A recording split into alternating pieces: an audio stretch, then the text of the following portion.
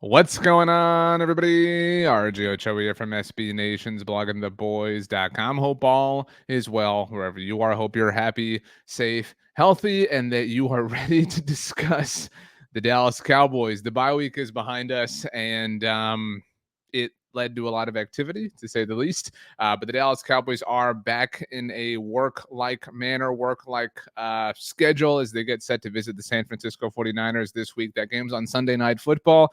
Seventh game of the season for the Dallas Cowboys, and seventh, shout out Monica Geller, of course, time they will be featured by a network's #1 broadcast crew, America's team, and all that jazz. Before we get going here on a subject that a lot of people have a lot of opinions on, I do want to say thank you to those of you who are new subscribers to the channel. We reached 23,000 subs over the bye week, so some good came from it. We are on the way to 30, so if you have not subscribed yet, I'm running our Madden simulation in the background, by the way. That's what I'm looking up at.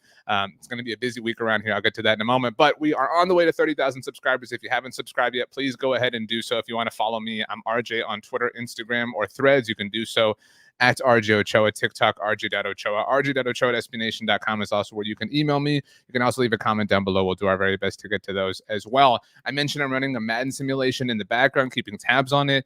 Today is Wednesday. Happy Hump Day, October 23rd, 2024. My birthday was last week. Thank you to those of you who reached out. My dad's birthday was yesterday. Thank you to those of you who said happy birthday to Papa Ocho.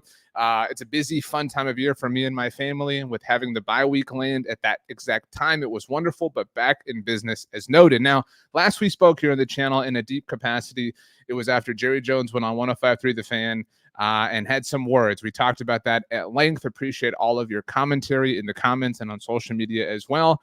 And then the bye week happened, and Jerry went back on the fan on Tuesday and didn't apologize, said he had nothing to say about last week. It has been a tense time, to say the least, for the Dallas Cowboys, and they are about to visit, as I have termed it, Daddy on Sunday night. Like I said, NBC, the Cowboys going to the House of Horrors, their last game before Thanksgiving, to face the team that has owned them. There are a few that have gotten, a good, kind of jab in on the Cowboys over the last few years, but the team that has unquestionably owned them over the last 3-year stretch, and nobody's calling it a run or a dynasty or anything like that, but in this time where the Cowboys have been consistently successful in the regular season, their kryptonite is Kyle Shanahan and his coaching tree, but obviously Kyle Shanahan is the tree. Now, the temperature of things surrounding the Cowboys is tense. As I mentioned, the Jerry Jones interview last week on 105.3 The Fan, the fact that this team isn't playing very well, the fact that Madden cannot predict them to win a game, although, as I say that, Jalen Tolbert just caught a touchdown. That will be dropping, by the way, on Friday. Today is Wednesday. You're getting this video. On Thursday, you're going to have my conversation with one of my very good friends, Rob Statsgura, previewing this game. Friday, you get the Madden simulation. Saturday, you get Dallas Cowboys and Espanol. So back-to-back days with content here on the channel. And then, of course, Sunday night after the game, I'll be live in the BR app for a post-game show. We'll throw that up here as well for you as well. But anyway, the point at hand, it has been, I would say, toxic around the Dallas Cowboys right now. And it's, the team, it's the offense, it's the running game, it's Derrick Henry, it's the sun, it's Jerry Jones on the radio. And now something that reared its head back in March of this past year has popped up once more. There was an article but published on Wednesday morning at ESPN.com, the worldwide leader, by Kaylin Kaler. I think very highly of her work, if my opinion means anything to you, because this is a subject that is going to lead to some opinions. She's an incredible reporter. She has spoken very kindly about the Cowboys in the past, actually. She had a huge article about the Cowboys' devotion to analytics back when she was working for The Athletic, but this one upset some people. So as you can see, the title on the screen, and we'll put the link to the article down in the description below. I highly recommend reading it all. I wrote about it myself at Blogging the Boys. I'll put the link to that as well in the description also, but you should read this at the very least to form your own opinion. We're going to fly through some of the kind of 10,000-foot takeaways here.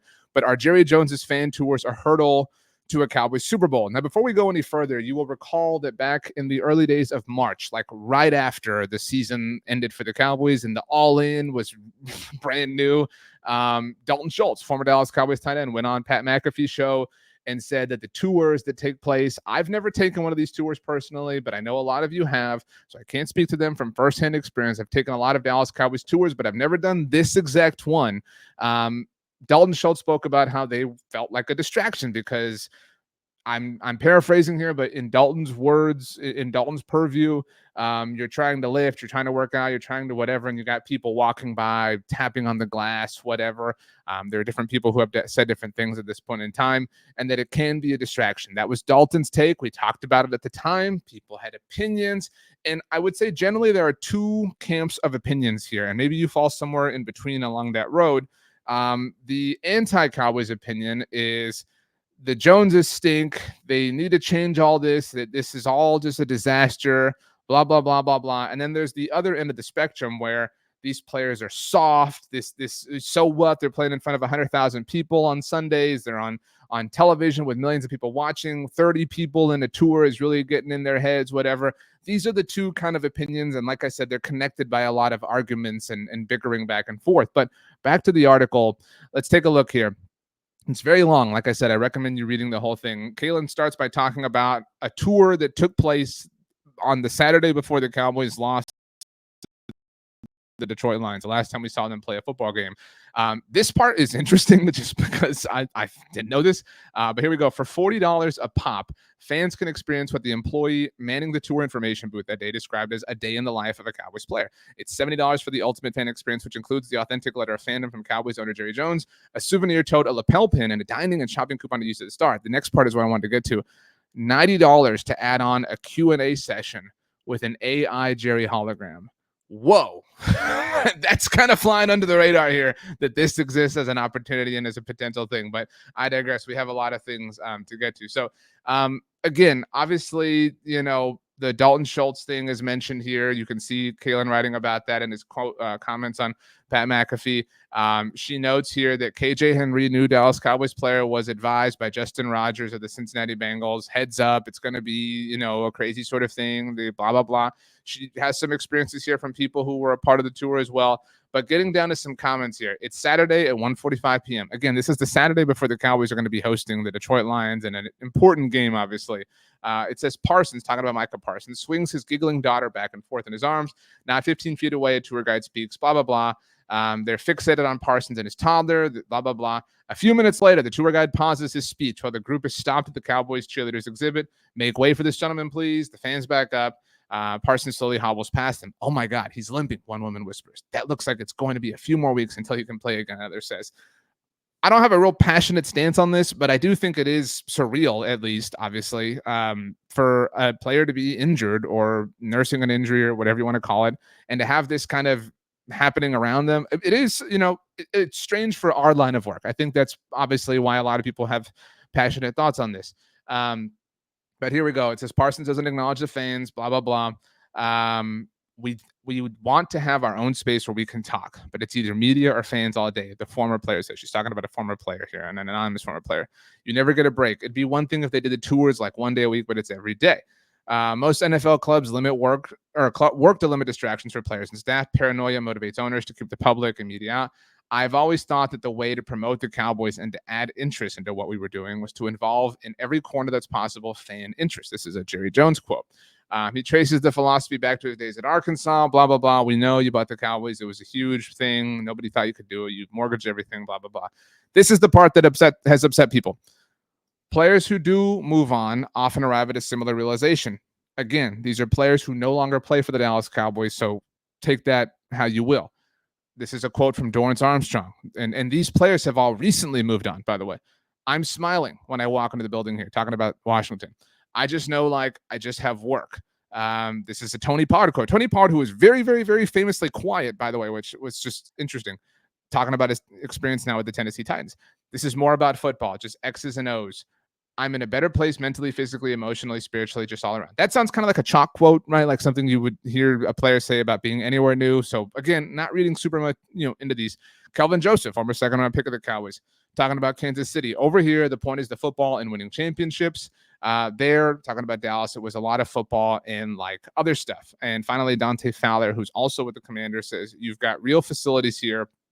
You might not see tourists coming around, but it keeps the main thing the main thing. There's also some quotes from from Jaron Kearse, who obviously played for the Cowboys throughout that run that we talked about. Again, not calling it a run.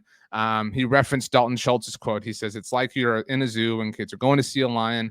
And he says, J. Kerr says, that's not a reason why we didn't get over that hump, but I just don't think that that really equates to winning. The article is full of Jerry Jones mentioning how that nothing's going to change, and they've always done this way. They did this the last time they won the Super Bowl, so clearly it's not a detriment in that capacity. Blah blah blah blah blah. I mean, it really is just kind of tough. Now, this is the last kind of thing to take away with, and we can talk about it. Quotes from Jordan Lewis, who's always, I think, very introspective. I love Jordan Lewis and think he always says the right thing, but says, it's just everything that's surrounding the Cowboys. Super Bowl or bust. They're not good this year because they lost a big one, or they aren't good this game because they beat this team. It's Jerry's world, Lewis says. That's not our job to just go out there and tell Jerry what to do with his organization. Our job is to go out there and win games, regardless of if you see tours as a distraction, like the media or anybody else. We got to do our job regardless of the circumstances. Shout out Jason Garrett. So we can't look at it like that. He, talking about Jerry, made a multi-billion-dollar organization like this. It's not going to stop, so get used to it. I guess this is the last thing I'll kind of talk about here and then take it off the screen for you. This is a Jerry Jones quote. It's great when someone like you would come along and say, well, I'm hearing that this is maybe a negative, Jones says. That just makes people that much more interested and makes them go, so I search out for negatives because that causes more people to read and come take the tours and look at the deal. That is exactly the whole philosophy of how I run the Cowboys. I'm going to read this part again and highlight just this part. He's talking to a reporter here. Jerry is in this quote. It's great when someone like you would come along and say, well, I'm hearing that this is maybe a negative. So like the reporter, the arbitrary reporter is saying, hey, Jerry, I arbitrarily find this to be a negative thing about your team. And then Jones continues, that just makes people that much more interested and makes them go. So I, talking about himself, search out for negatives because that causes more people to read and come and take the tours and look at the deal. That is exactly the whole philosophy of how I run the Cowboys. So this has upset some people. And like I said, it has, further agitated some people. And I think ultimately my thought on this is somewhat similar to how I feel about the sun in AT&T Stadium that I mentioned earlier. These things are things because the Cowboys have the drought that they do. These things remain things because they continue to lose the most important games. You win a Super Bowl, and I know that sounds obvious, but we have to state the obvious things here. They win a Super Bowl, and all this crap goes away, right? They win a Super Bowl, especially if they continue to do things this way, then it becomes a matter of, so what? We had the sun. So what? We had the tours, right? We won the Super Bowl, right? History, as I've often said, is written by the winners. And the Cowboys have not, I loved that quote from Dak Prescott last year, and it didn't work out, but the Cowboys have not held the pen, right? That's the reality of the situation. And that's why teams that the Rams and F them picks and the way the Eagles have operated in the past and whatever, that's why teams copy these teams, because they look at it, they say, well, that worked out, we have to do that.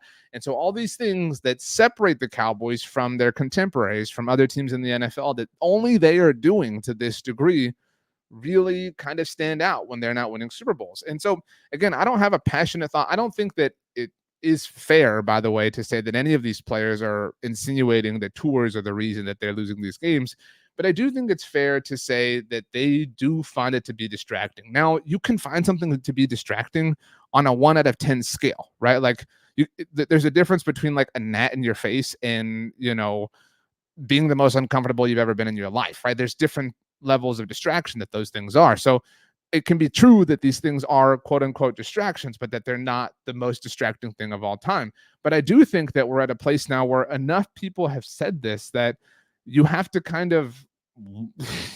at least think about it, right? You have to at least say, well, there's a lot happening here. There's a lot of people who feel this way. The Dalton Schultz thing, obviously, we've heard other people in the past talk about different elements and different facets of the Cowboys culture.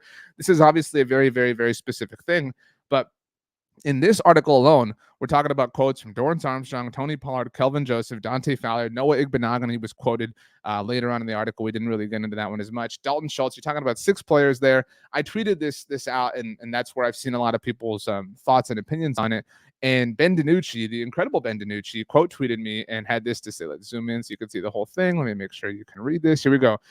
This is Ben DiNucci, who is very, very special to Dallas Cowboys fans, I think. That goes without saying. Says, I'll never forget when I would work out on Tuesday mornings and have people tapping on the weight room glass like I was supposed to do something cooler on command, and then with a laughing emoji.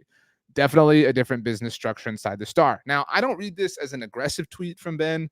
I don't read this as, him saying the Cowboys are wrong, but I think that you're not being fair if you just assume it is this or it isn't this, right? There are enough people saying this to where you have to wonder how much legitimacy it holds. But the fact that it is even something that holds a modicum of potential legitimacy means it should be changed, right? Or should be considered to be changed, or should be talked about being changed.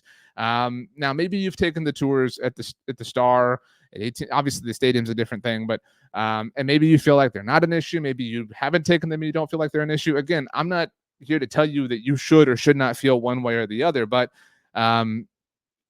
when you lose, these things stay things.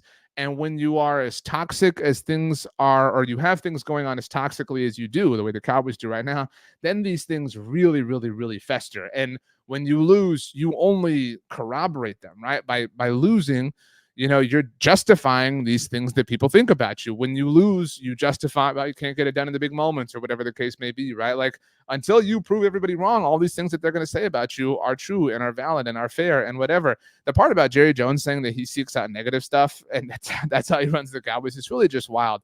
Again, I mean, I want to reiterate, I don't feel passionately about this, and I certainly can't speak from firsthand experience, but if I was an alien parachuting into this, if I had absolutely no idea what was going on, if you had to explain all these details to me, I think, at least I would like to think, that I would come to the conclusion of, well, if all these people are saying it, like, shouldn't you think about changing it, right? Like, it's I've referenced this line many, many, many times, and shout out to one of my very good friends, Bobby Belt from 105 The Fan, NFL Network producer. Bobby's great, friend of the show, friend of Blogging the Boys, friend of mine.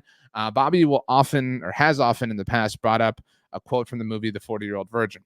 And like I said, I've referenced this several times. If you recall, in that movie, Steve Carell's character is not having the success that he wants, and he's consulting with his friends from work, and his friends are advising him to do this and to do that. And Steve Carell pushes back and he says, well, that doesn't feel right to me, right? Like, I don't want to do these things that you're suggesting. They don't feel right. And his friend says, well, right's not working for you. So maybe it's time to try some wrong. Now, I don't like the verbiage associated with that, but I think the point that I'm making stands, right? Like, if you're doing things this way, this way, this way, this way, this way, this way, and you're not having the results that you want, maybe it's time to just think about that way, right? Like, maybe it's time to just, like, let's try it that way one time. Like, let's try it that way one single time. Let's try to not generate headlines all the time. Let's try to not give people like RJ Ochoa material to work with. I mean, like, as a content creator, I'm extraordinarily grateful for this, because I enjoy, assessing the situation and hope that I'm doing so in a way that you find enjoyable as well. But if our common goal, if what unites us, if the reason that we're all here, the driving motivational reason why we're all here is because we want this team to succeed, then maybe this way is not right. Maybe that way is worth just talking about, is worth just doing one time. And I think this is just another example of this. The sun in the stadium, Jerry's interviews. I mean, players having podcasts, things like this that are inconsequential, or if other teams did them, nobody would bat an eye. It's because those teams are winning. And so nobody really cares. And that's the reality of the situation. I thought Jordan Lewis kind of spoke to that really well. Is the Cowboys are going to be the Cowboys no matter what. It's the same reason why, look, I'm not going to make up for the Cowboys right now, but I found, if you recall, I think this is a good example. A few weeks ago when the Cowboys went to Pittsburgh, they won that game. The delay was crazy. The Tolbert touchdown, all that stuff. They win that game, and Mike McCarthy, gives out the game ball, and Dak Prescott, the Cowboys, they say, no, this one's for Mike, right? This one's for Mike because you're from here. You never won here. This one's for Coach McCarthy. And the Cowboys share that video out. Good for them. Good for the social team. Good for the mothership. They share that video out. And what is the response to this video? They hate him. He sucks. How fake is this? This is so lame, blah, blah. 1 week later, the Detroit Lions go to AT&T Stadium. They destroy. They obliterate the Dallas Cowboys. I'm not here to say anything other than that. I've obviously proven that to be true. And Dan Campbell, Lions head coach, gives the game ball to Jared Goff, says, here you go. And Jared Goff says, no, hold up, Miss Lippy. we're going to give this game ball to Dan Campbell because you deserve it. And obviously the Lions had all these motivations. Again, we're not here to talk about that, but he gives the ball to Dan Campbell, the exact way the Cowboys gave the ball to Mike McCarthy. And when the Cowboys gave the ball to Mike McCarthy, reaction on social was, this is lame, this is fake, this is staged, this isn't even real. They hate him. When the Lions do it with Dan Campbell, it's wow. He must mean so much to them. Wow, how amazing. Look how great of a job Dan Campbell is doing as the Detroit Lions head coach. Now, I'm not here to defend Mike McCarthy. I'm not here to criticize Dan Campbell. I'm here to point out the way that the Dallas Cowboys, because of their stature, and I'm not complaining about this, are evaluated or talked about or discussed or analyzed or assessed differently. In fact, uniquely, right? The benefits or the extensions that other teams may get, the graces they may get. And again, this isn't a woe is me thing. The Cowboys don't get. It is not a fair two-way street when it comes to them because they are content kings. Case in point, what we're talking about here. So instead of leaning into that all the time, maybe try it that way. Just one time, just one time. Just see what happens. You know what I mean? That's just, I think, kind of where we're at. This was look, this is a team that's down quite bad. That's 3-3 that needs a win in the worst way. And now you got everybody talking about tours and whatever. And maybe you believe that's a good thing, right? Maybe you believe, yeah, talk about the tours. I don't care. Get everything, all the talk about that so we can swoop in on Sunday night and go surprise San Francisco. I hope you're right. I really do. I just have a hard time thinking that that's exactly what's going to happen. But I digress. Shout out Ben DiNucci, though, for real. All right. This was a discussion on tours, which I don't think we'd ever done before on the Blog and the Boys YouTube channel. Like I said, today is Wednesday. Tomorrow, Thursday, you get my conversation with my good friend Rob Stats Guerrero. So be on the lookout for that. Friday, you get the Madden simulation that is in the third quarter now as I look behind you on my TV here as I'm running this simulation. That is on Friday. Saturday, you get Dallas Cowboys and Espanol. And Sunday, it's going to be a late one, so make sure you do get some coffee. Hopefully, there's no delayed start this time. You do have a post-game show. And again, just to clear up any confusion, I will do that post-game show live in the BR app exclusively. So download the Bleacher Report app, create an account, follow me. I'm at RJ Ochoa there as well. You'll get an alert, obviously, and you can watch the show live. It'll be 30 minutes, and then immediately after, we'll throw it up here on the channel. So if you do miss it, if you go to bed, whatever, you can at least catch it here on demand. You can follow me on Twitter, Instagram, or Threads at RJ Ochoa, TikTok, RJ.Ochoa, emails, RJ.Ochoa@SBNation.com. You can leave a comment down below. I'll do my very best to get to those as well. Thank you to everybody for taking time to talk Dallas Cowboys with me. That means a great deal. I hope that the bye week treated you well, and I hope that you're ready to climb up this mountain again because for whatever reason, we all want to. So maybe we're the problem. It's really kind of how I feel about this at this point in time. Hope you have something amazing to eat. Hope you enjoy whatever you're watching on television, whatever movies, whatever you're reading, whatever you got going on. But thank you so much for a piece of your time. It is the most important and precious thing you can give people. And I promise I do not take it for granted. So thank you so much for hanging out, everybody. See you next time.